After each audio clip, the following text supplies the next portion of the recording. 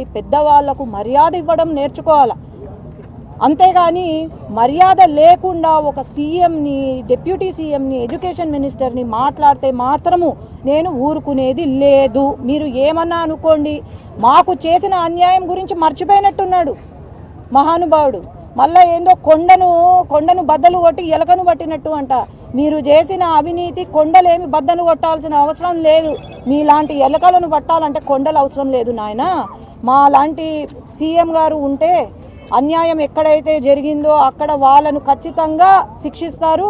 వాళ్ళకి ఇంకోసారి జరగకుండా మేము వెంట ఉంటామని నేను ఈరోజు తెలియజేస్తున్నాను.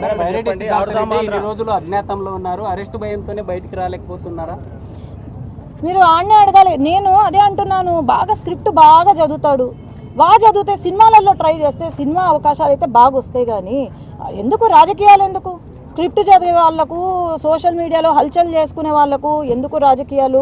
9 నెలలుగా ఎక్కడా లేని నాయకులు ఈరోజు సడన్గా ఒక్కరోజు వచ్చి మా నాయకుడు మాకు న్యాయం, కేసులు అంటుంటే ఇంకా ఏమనుకోవాలి? వాళ్ళను ఆలోచన చేయండి. ఆడుదాం ఆంధ్రకి 119 కోట్లు బడ్జెట్ కేటాయిస్తే టీడీపీ నాయకులు 300 కోట్లు 400 కోట్లు అవినీతి జరిగిందనేసి ఆరోపణలు చేస్తున్నారు. సిబిఐ ఎంక్వైరీ వేయండి అనేసి సిద్ధార్థ రెడ్డి కోరుతున్నారు. మీరేమంటారు? కాదన్నా, అవినీతి జరిగిందంటే ఖచ్చితంగా అది ₹1 కోటి కావచ్చు, 10 కోట్లు కావచ్చు, 100 కోట్లు కావచ్చు. అవినీతే, అది ఖచ్చితంగా బయటికి వస్తుంది. ఆడేదో స్క్రిప్ట్ రాసుకొని 300 కోట్లు 200 కోట్లు అని మాట్లాడితే కాదు. అదే అంటున్నా, ఏదో పెద్ద కొండను తవ్వి ఎలకను పట్టినట్టు అని ఏదో డైలాగ్ కొట్టినాడు కదా. ఆ ఎలకను కొండను తవ్వాల్సిన అవసరము లేదు. ఖచ్చితంగా ఎక్కడ ఏం జరిగిందో అవినీతి జరిగితే మాత్రము జరిగింది అని అంటున్నారు. ఖచ్చితంగా వాళ్ళకి శిక్ష అయితే ఉంటుంది. అంటే మీ నాయకులంతా అసెంబ్లీకి తాగి మాట్లాడుతున్నారని చెప్తున్నారు. ఎవరు తాగి అసలు అసెంబ్లీకి వీణ కనీసము నియోజకవర్గంలోకి రావట్లేదు. మరి అసెంబ్లీలో తాగుతున్నారు అని మాట్లాడతాడు. ఎవరు తాగుతున్నారు? వాళ్ళు గుట్కా ఆడ క్యాసినోలు నడిపినప్పుడు లేదా డ్రగ్స్ విపరీతంగా 5 సంవత్సరాల క్రితం విపరీతంగా స్కూల్ పిల్లలు కూడా డ్రగ్స్ తీసుకుంటూ ఉన్న ఇవి చూసాం మనము. అట్లాంటప్పుడు మరి తాగి అసెంబ్లీకి వెళ్తున్నారు అని అంటాడు. ఎట్లా అంటాడు తాగి అసెంబ్లీకి వెళ్తాడు అని? నేను చూపిస్తా ఎవరు తాగుతున్నారు, ఎక్కడ తాగుతున్నారు. మీ విజయవాడ కేంద్రము, విశాఖపట్నం కేంద్రము, లేదంటే హైదరాబాద్ కేంద్రాల్లో ఏమున్నాయి, అన్ని ఏమి కార్యక్రమాలు జరుగుతున్నాయి కూడా నేను చూపిస్తాను. సూపర్ 6 అమలు చేయలేకనే డైవర్షన్ పాలిటిక్స్ చేస్తున్నారు టీడీపీ అనేది మీ తమ్ముడి ఆరోపణ. ఏం డైవర్షన్ పాలిటిక్స్ అన్న నాకు అర్థం కావట్లేదు. అన్యాయం జరిగింది, ఇట్లా చేస్తున్నారు, దోచుకున్నారు అంటే వాళ్ళను ఐడెంటిఫై చేసి శిక్షించడము డైవర్షనా? ఈరోజు మళ్ళీ వీళ్ళు ఇదే మొదలు పెడతారు. ఇన్ని రోజులు మొదలు పెట్టినారు, ఇదే మొదలు పెడుతున్నారు. ఎవరు ఇక్కడ అల్టిమేట్గా సఫర్ అయ్యేది ఎవరు? మన మనుషులే కదా, ఇక్కడ ప్రజలే కదా సఫర్ అయ్యేది. మరి డైవర్షన్ పాలిటిక్స్ చేయాల్సిన అవసరం మాకు లేదు. సూపర్ 6 అమలు చేస్తున్నాము, ఒకటికి అమలు చేస్తున్నాము. వాళ్ళు చేసిన అప్పులు అంతా ఇంత కాదు. వెంటనే మనకు సూపర్ 6 అమలు కావడానికి మెజిషియన్స్ కాదు వెంటనే. కానీ అయినా కూడా ఇన్ని కష్టాలు వచ్చినా కూడా సీఎం గారు మనం సూపర్ 6 అమలు చేయాలని చెప్పి ముందుకు తీసుకెళ్తున్నారు అంటే దాన్ని అప్రిషియేట్ చేయాలి. కానీ నోటికి వచ్చింది ఎవరో డైలాగులు రాస్తే మాట్లాడడం కాదు. ఈరోజు ఒక కార్యకర్తకు అండగా ఉన్నారా చెప్పమను.